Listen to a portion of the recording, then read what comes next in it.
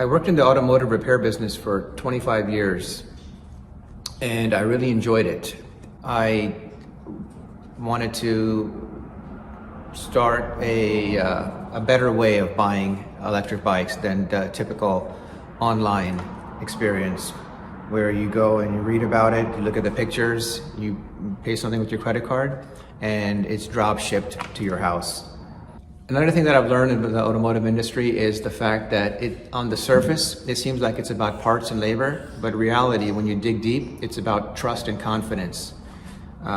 Because most people don't know what is the problem with their car, what's going on, so they rely on a mechanic to find that problem and explain it to them and then offer a solution.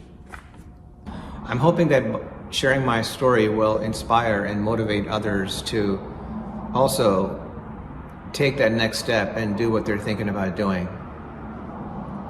whether it's in the electric bike industry or something else. But life is too short for us to just wait for things to happen. We need to take the steps and make them happen ourselves. Ebike Future Conference 2022.